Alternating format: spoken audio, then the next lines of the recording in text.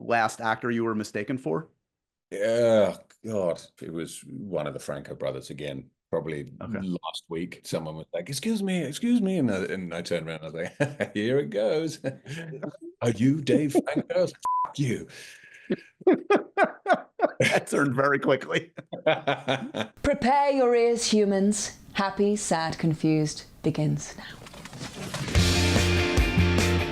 Hey guys, welcome to another edition of Happy, Sad, Confused. I'm Josh. This is my podcast, and you are about to listen or watch, depending on what platform you are using, to my conversation with Theo James, first-time guest on the podcast this week. He's promoting The Monkey. We'll talk about that in just a second. But before we get to that, some reminders. If you want to see me live and in person doing my thing, the next one that officially has tickets on sale is March 20th with Mr. Nathan Lane, icon of stage and screen. He will be a first-time guest on the podcast. Get your tickets now. The link, the information is in the show notes. Come on out. This one's selling well, but there are many tickets still available, so I hope to see you guys there if you want to see me, as I said, do my thing in person. As always, patreon.com is your friend. Patreon.com/happy, sad, confused, for early access, for bonus content, for posters, for merch, anything and everything happy, sad, confused. If you like what we do, give it a shot because that lets us make more cool stuff for you. Okay, main event. Theo James. You may know Theo from a variety of different performances and projects. I first got to know him through the Divergent films, which we covered a hell of a lot of at MTV when every YA book series was being turned into movies, and Theo was front and center alongside Shailene Woodley in those films. And I knew immediately I really liked Theo from the start because he's kind of like this leading man guy in person, but you get to know him a little bit, you realize he's got a really fun, twisted sense of humor, doesn't take it all too seriously. Just a good dude. So I'm really happy he's kind of having this kind of new round of success thanks to his Emmy-nominated performance in The White Lotus a couple years back, his leading performance in The Gentleman, the Guy Ritchie Netflix series, which has already got a second season greenlit. And now The Monkey, which is, if you like Stephen King, this is based on a Stephen King short story. If you like Oz Perkins, director of Longlegs, if you like a Final Destination kind of vibe to your horror, this is the movie for you. It is about to open. It is a tale of brothers. Theo plays twins. That's not a spoiler. Who encounter a pet toy monkey. You heard me right. Who wreaks havoc. Basically, tons of murders ensue around this horrific pet toy monkey. How's that for a summary of a crazy movie? It's a crowd pleaser. It's a fun movie to see in a packed house because the kills are insane and fun, as you would hope in a movie like this. So that's kind of the main reason for having Theo on, but we cover everything in this. I think you guys are going to enjoy it. I know you're going to enjoy it. I certainly did. So without any further ado, here's me and Theo James. Thanks for doing this virtually, man. No, yeah, Where all are you? good. Is that your apartment? This is welcome to my lovely New York apartment, Theo. You're Very, invited very over trendy. anytime. Yeah, very trendy. You know me. You know how I roll. I like it. How you been, buddy? It's good to see you. I'm good. You're doing very well, man. I see your interviews everywhere. Look, Excellent. I've Super always big said dog. one day, no, not at all. One day I'm gonna be big and strong like Theo James, and one day he's gonna be on the podcast. And as the prophecies foretold, look at that. Oh, do you see the thumbs up? What just happened? Do you see the balloons I just saw went the up? balloons. Yeah, I like it. That's amazing. I was going to say the prophecies have always said a murdering monkey would bring him to the podcast, and it's come to Exactly. pass. Here we are. So officially, congratulations. The monkey is so great, man. It's fucked up and wonderful and delicious. How are Thanks. you feeling about this one? You must be riding high. Good. Yeah. I mean, I guess I feel like I've been doing it long enough where you never really know. But I think it's really, for what it's worth. If I'm in it, it's hard to tell. But it's funny and it's irreverent, but it also has kind of a bit of an existential backbone. And we had a good time making it. Oz is obviously great. Long legs kind of smashed him out Yeah. into the stratosphere, but I'd followed his stuff since before that. Me and him actually pitched a couple of things, him as a writer and me as a producer during lockdown. Good stuff. The nature of the industry, the TV show that we were kind of developing and pitching didn't come to fruition, but I knew his work, I knew his humor, I knew how quick he was as a writer. So when I heard he was doing a Stephen King adaptation, I kind of thought it was a no-brainer, and then I read it, and Yeah. my first thought actually was to call him, and because then we had a chat, obviously, and I called him. I was like, "This is really funny. Am I getting that right? Is that the idea?" He's like, "Yeah, man. It's the idea. You can't do a serious film about a monkey that murders people, a toy monkey." So I think what he set out to do was always this, and it's been kind of impressive seeing how he's evolved it, basically. This does feel like the comedy renaissance of Theo James. I feel like you've returned, and as I understand it, going back to your roots, like comedy was something you were passionate about early on, but Yeah. I feel like only in recent years are you really getting to stretch that muscle. I've been allowed to do it. Yeah. Yeah, totally. That's funny. I kind of feel the most confident in that space in a way, because as you said, I kind of, in a very amateur way, that's how I started as an actor. We used to write sketch shows and stand up and shows and take them up to the Edinburgh Fringe when I was in my early 20s. And then the nature of life and whatever, I kind of got away from it, and I missed it, but doing more of it, and I'd like to keep doing more of it because I love the freedom it brings you as an actor and the lack of self-consciousness it enables. And working with people like Oz and Mike White as well, they remind me of each other in a way, not personality-wise, but in terms of their style. When they find exactly what they're excellent at doing, which both of them have done, they're incredibly quick with rewrites. They're incredibly confident on set, but not in a kind of dickish way. And it gives you confidence as an actor to try things. And I think in comedy, that's particularly important and pertinent because you need to be able to feel a level of trust there where you can do stupid, dumb stuff, and some of it doesn't work, and some of it might, and that is really freeing. And as I said, I like to do more of it. I also think that there's an element of, I think when you're starting out as an actor, like people define you more so even by your look, by just the vessel you're in. And I think that goes for probably every actor. And I think of you, I just saw Mickey 17 with Robert Pattinson, another multiple role performance. And I think of another guy who kind of like, has this look and is now like getting the license to play weird and fucked up and funny now that he's kind of like reached a certain stature. And it feels like in a comparable way, it's like you kind of paid your dues playing kind of the straight arrow guys, and now you're getting a chance to kind of fuck around with that image a little bit.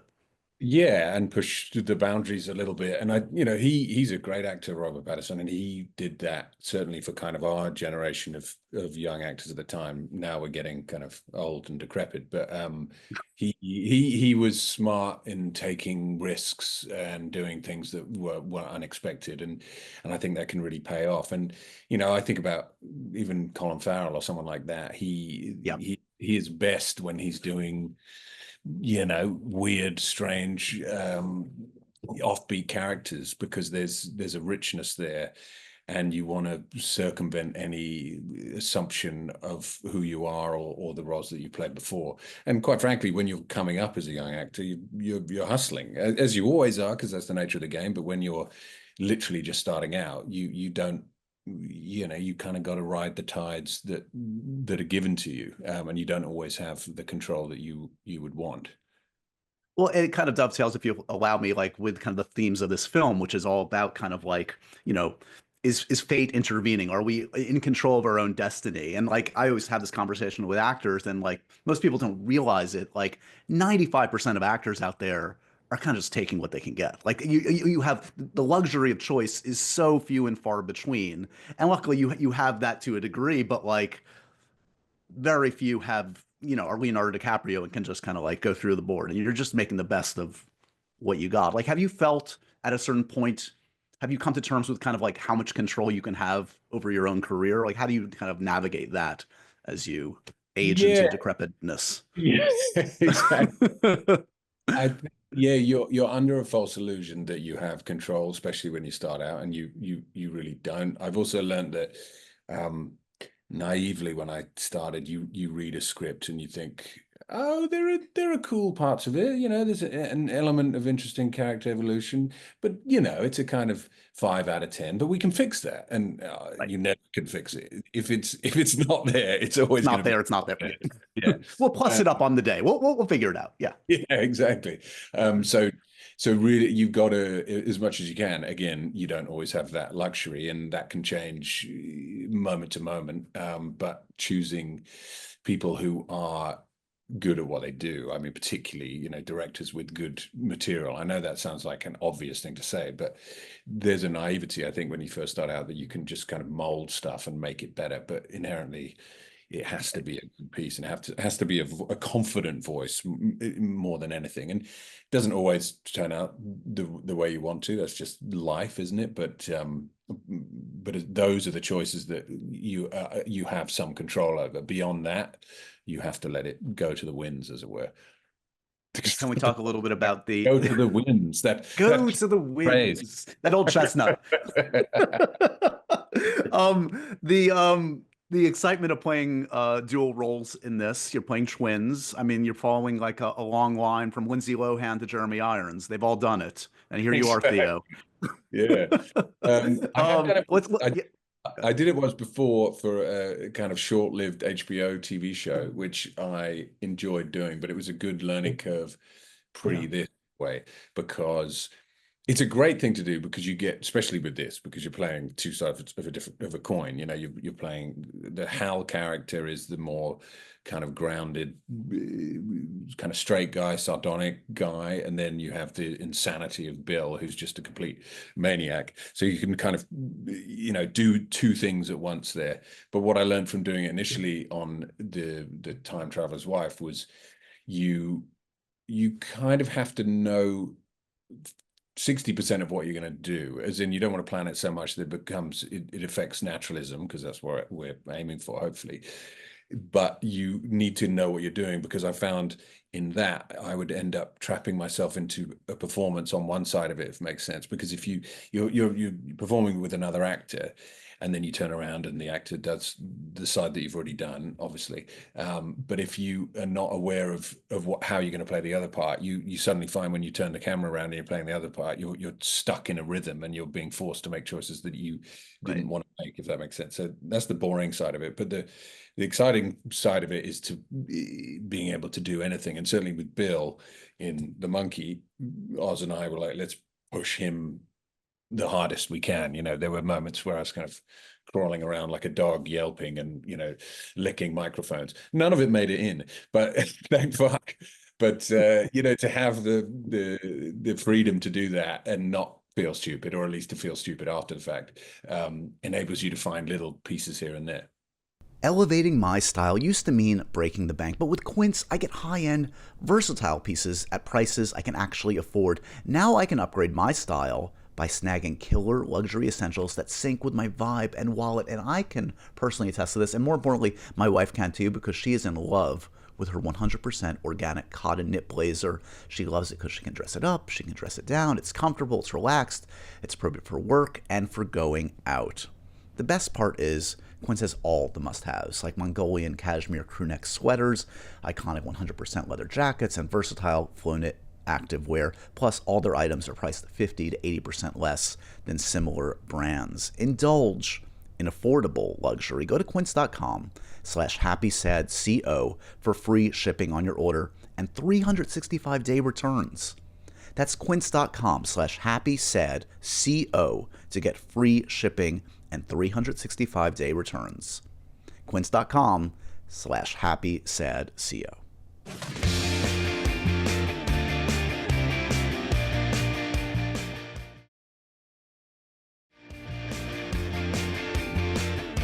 Okay, so since this is your first time on the pod, and as much as we've talked over the years, we've never really had kind of a little bit of the deep dive background conversation. Let's go back for a second. Yeah. First of all, most importantly, did you come out of the womb sounding like this? When did this voice happen? I remember it very well, actually. I was doing a performance of Joseph's Technicolor Dreamcoat when I was about quite young. I was about 11, and it was in this kind of Church of England school in this little church, and I was supposed to sing the song, I close my eyes, blah blah, blah. And the second, I think it was the morning of the performance, my voice broke, and the primary school teacher was like, "What the fuck happened to your voice?"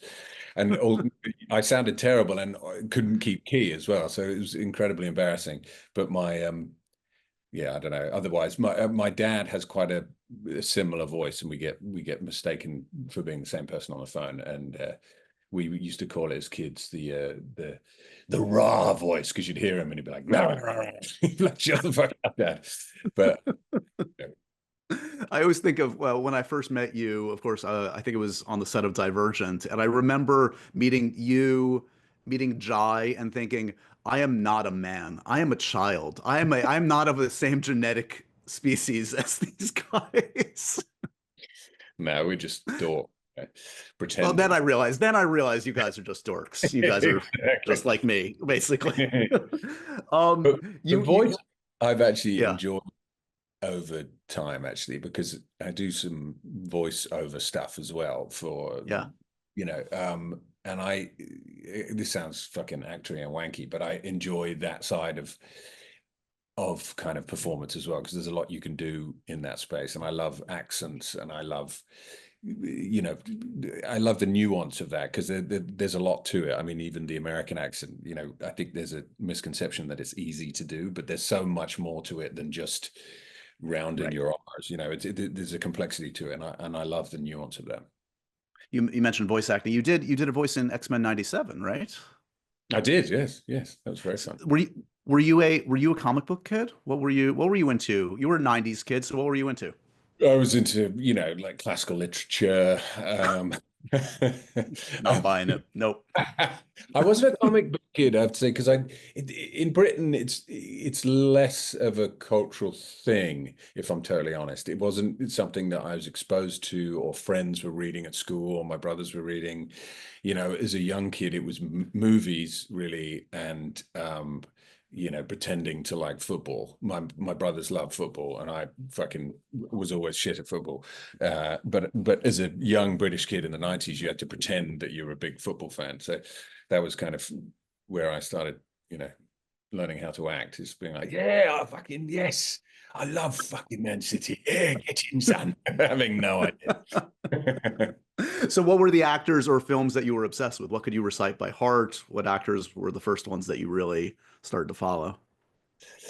Well, my brother was he did film and American studies as an undergrad, and I was about 12 at the time. He's the eldest of five of us, and he went to UCSD for a year, and he came back, and he would love. And I remember visiting him actually, and kind of loving seeing cameras for the first time, in action, as it were. And then he came back, and we would make these kind of stupid movies together, usually comedy, and usually like gross humor that would be offensive any day. I was going to say nowadays, but they were definitely offensive back then. But everything really. But I think, to me, vintage Harrison Ford was really interesting, because he was kind of a archetypal hero looking, like, he's Right. we know who Harrison Ford is, obviously, but his delivery is quite comedic, and it's also, he loves to underplay things, and I love that as a style. I find that kind of fascinating and interesting and endearing, that you could have a kind of masculine, strong, heroic figure, but he's always slightly taking the piss out of himself. I found that really fascinating as a young kid. Yeah, to name drop, I just interviewed him the other day, and I was so Nice. starstruck. I've done this for a long time, but like, Yeah, oh my you've God. interviewed a lot of And people. I've interviewed a lot of people, and still, when you walk into the room with Harrison Ford, it's butterflies, and Yeah, he's legit. He is the guy. But what he's I just always a cool loved, motherfucker, isn't he? yeah, and what I loved growing up with his stuff is, like, as like, idealized man as he was also so relatable, because he took the punch and it hurt and you felt it. Exactly. Like Indiana Jones, like wasn't perfect. He was Uh, bloody and fucking up, and that's what kind of made him so endearing. Exactly, making mistakes, freewheeling, making up as he goes along. Yeah, that and and his performance style is interesting, isn't it? Because it's always quite under low key. It's Right. very throwaway, but it's funny at the same time. He's highly sarcastic, and he's quite irreverent, and it kind of works in a space where there's everything has a quite knowing wink, and Yeah. that's connectable for an audience, isn't it? Yeah. So I know music was the first passion before taking acting seriously. Like best case scenario in your mind when you were in your teens or early 20s, like what was it going to be? Like what if it had worked out, where would you be? What would you be doing now in the music world? I'd be a drug addict, obviously. It's the best case. That's the best case scenario.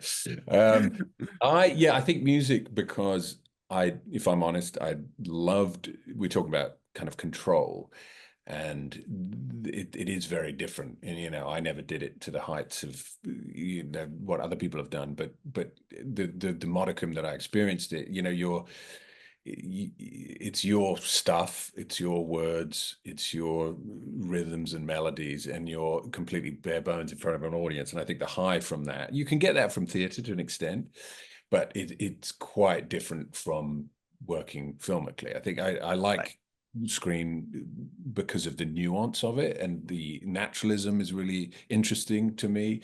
Kind of as a conceit, playing that and realizing that kind of subtlety of emotion. But in terms of music, you have complete control, and the ecstasy from it is unmatched, I think.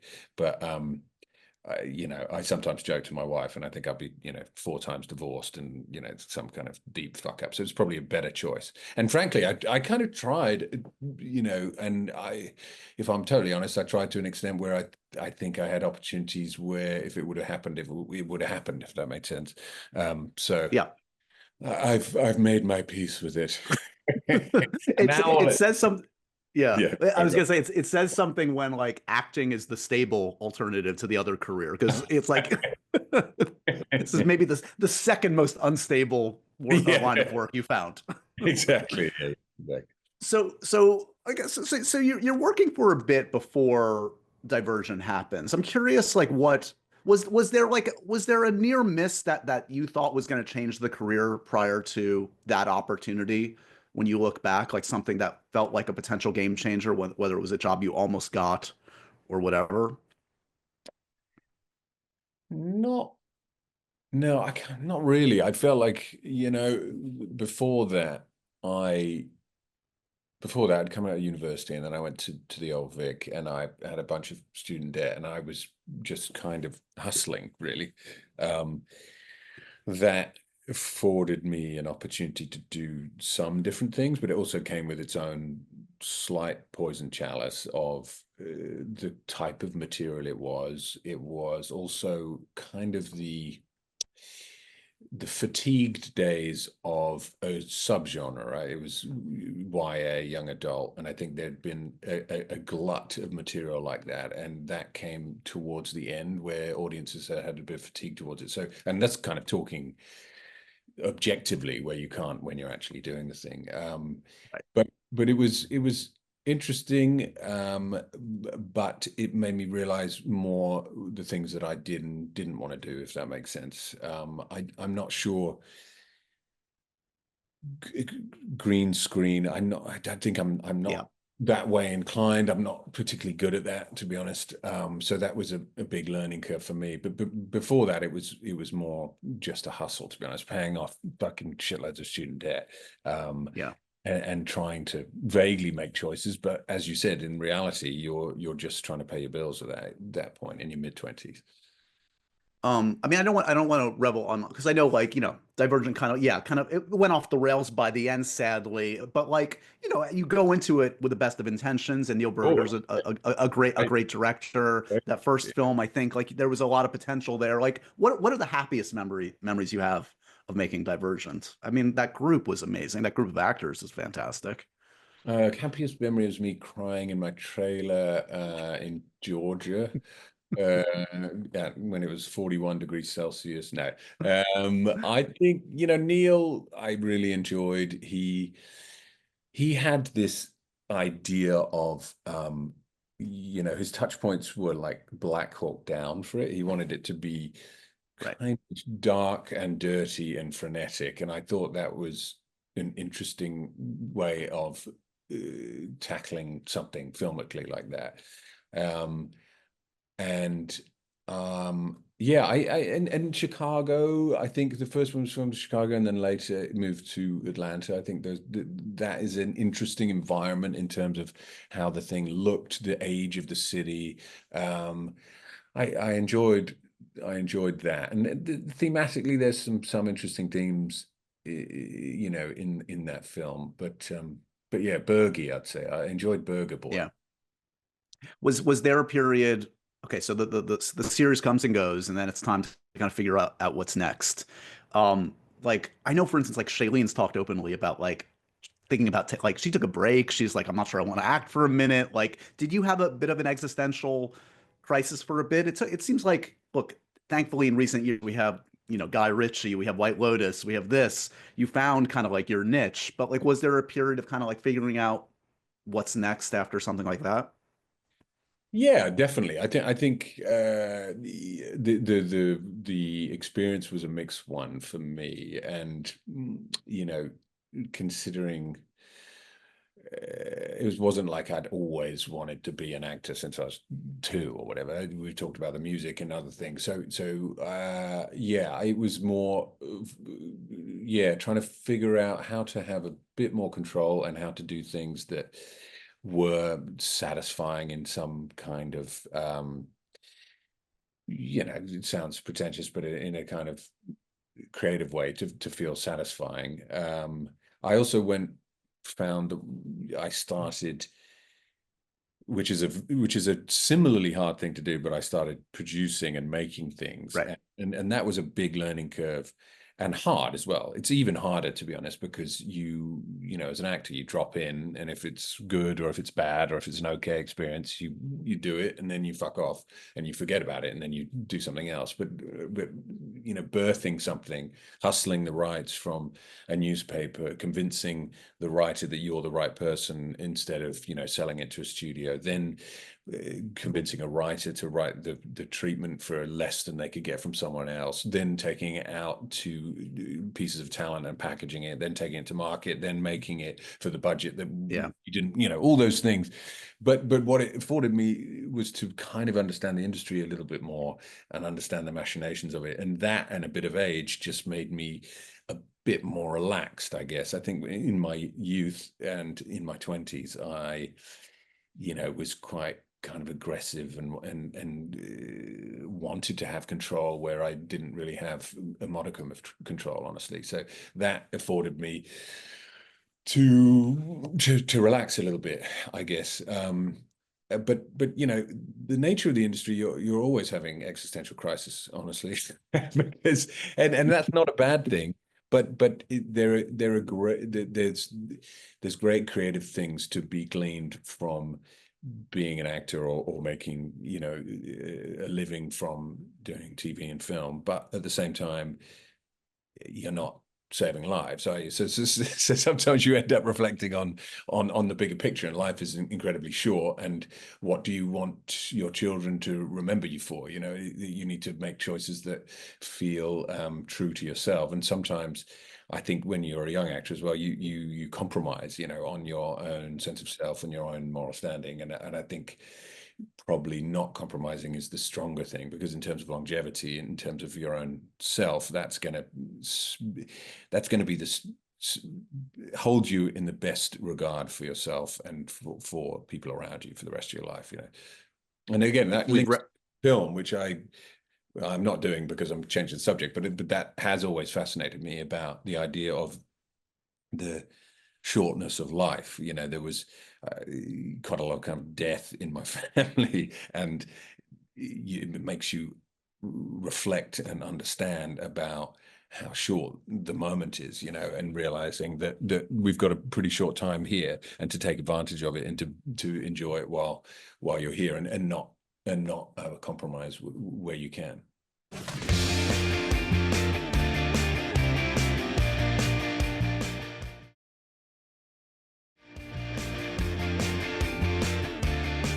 I would imagine then an experience like White Lotus, you're soaking up every moment of something like that. You know the show has this amazing pedigree. You know Mike White is this unicorn of this creative force, and you've got a delicious character to play. I mean, how satisfying was it to play this kind of uber douchebag, if you'll forgive me? I mean, it was a gift, and there was some, the only modicum of pressure, and Megan and Adam and I and everyone would talk about the second season coming off the first one, which was so good, and I loved, independent of auditioning for the second one.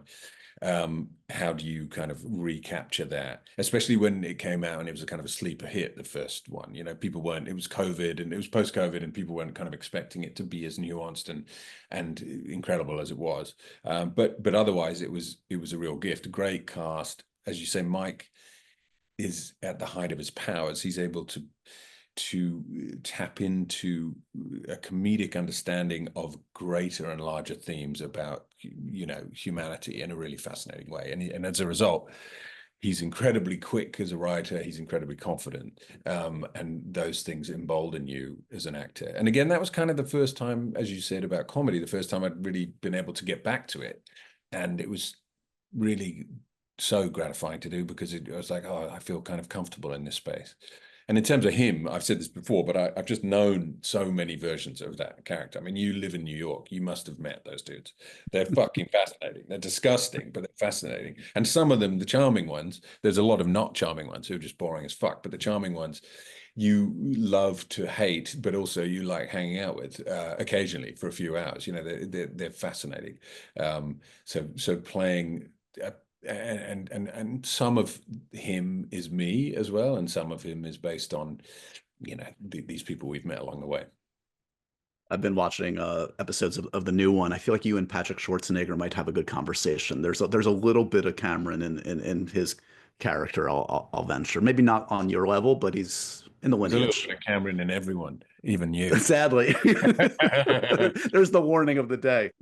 Will Ferrell once showed off his prosthetic testicles from Step Brothers to me. Do you own the prosthetic penis from White Lotus? No, we used to play fight with it, and we used to, whack each other over the head with it. We used to play Donkey Kong with it. No, of course I don't. What a freak I would be. Will Ferrell could get away with it. If I did that, I'd just seem like a fucking pervert. Fair enough. Are we gonna get more of The Gentleman? Have you been shooting? Is there what's the plan for a second season? Yes, that we're shooting next year. I'm going to Seoul, South Korea next, to do a great, one of the best scripts I've read for a while. Kim Ji-woon, who's a seminal Korean director, and Hoyan is playing kind of the other character in it. So I'm doing that, and then I come back and I start season 2 of The Gentleman. Amazing. Yeah.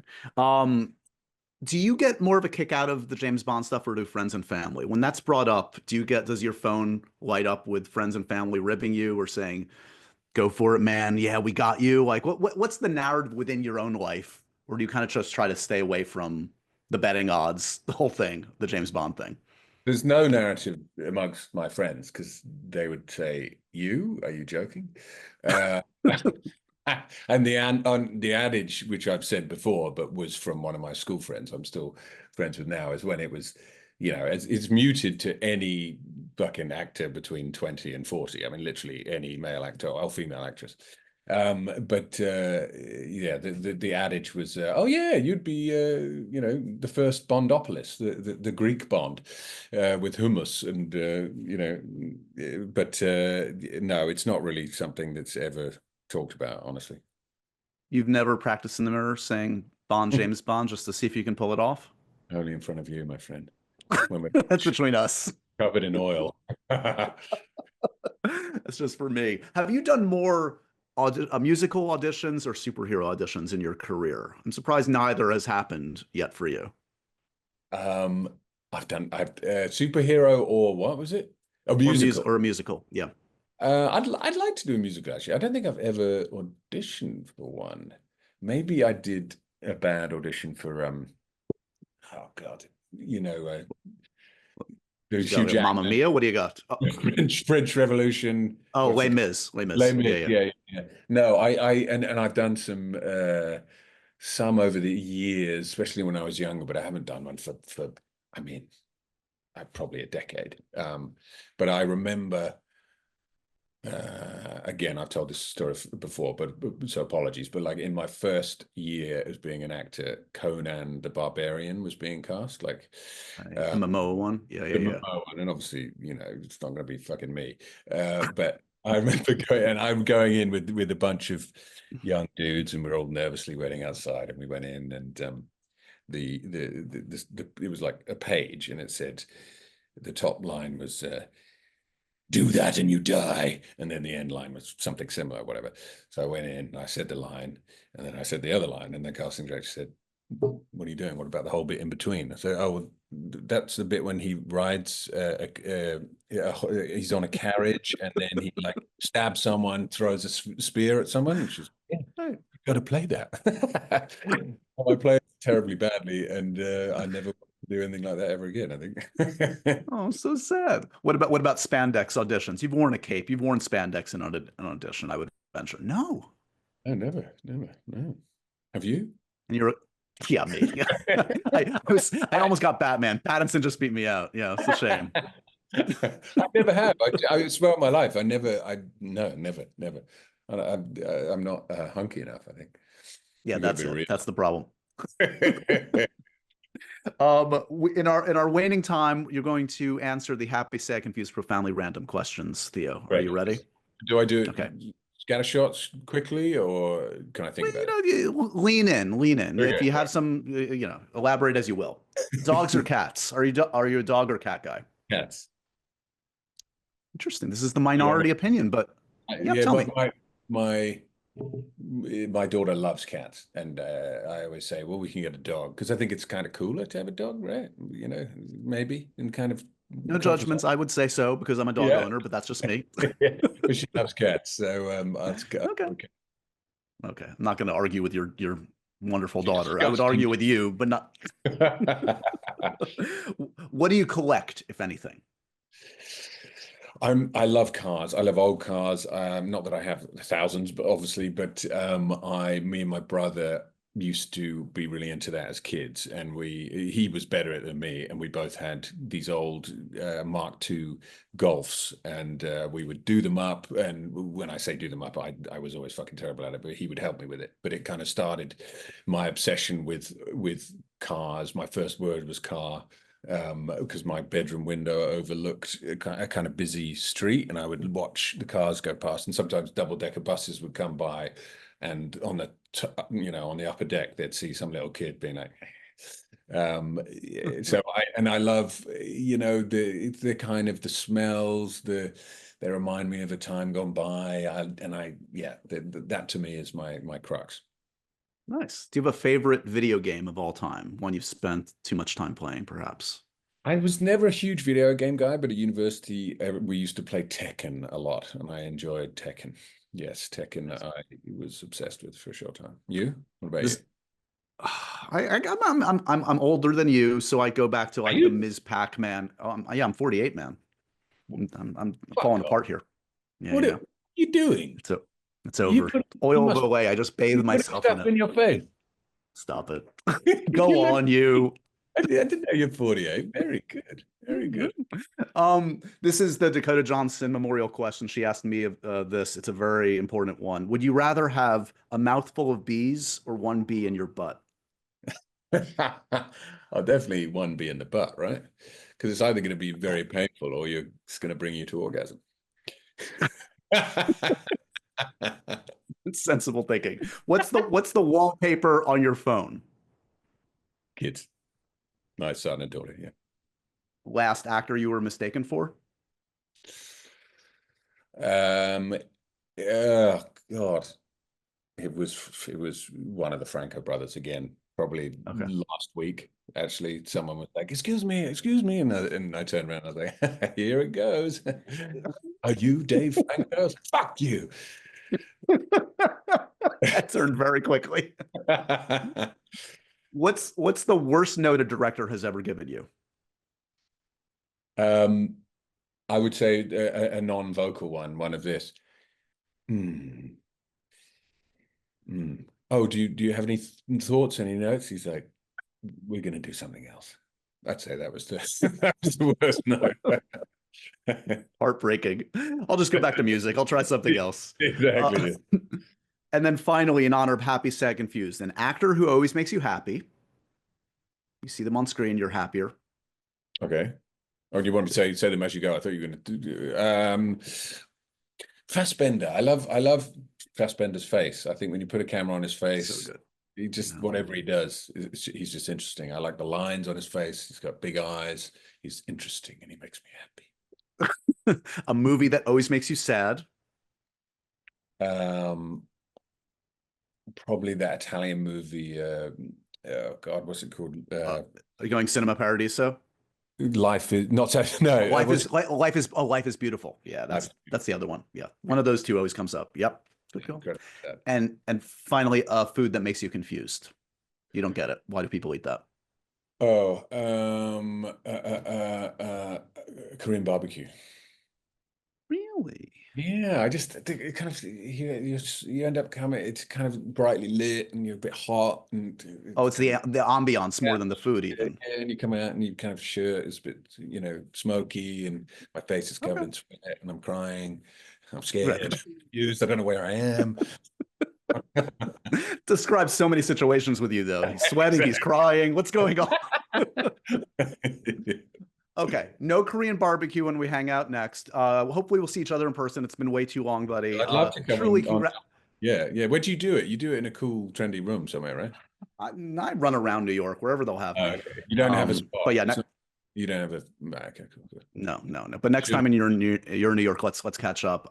Honestly, congratulations, man. This movie, the reception so far has been huge, justifiably so. I hope it does great for you, and that we can talk soon. Thanks as always. Thank you, brother. See you soon. And so ends another edition of Happy, Sad, Confused. Remember to review, rate, and subscribe to this show on iTunes or wherever you get your podcasts. I'm a big podcast person. I'm Daisy Ridley, and I definitely wasn't pressured to do this by Josh.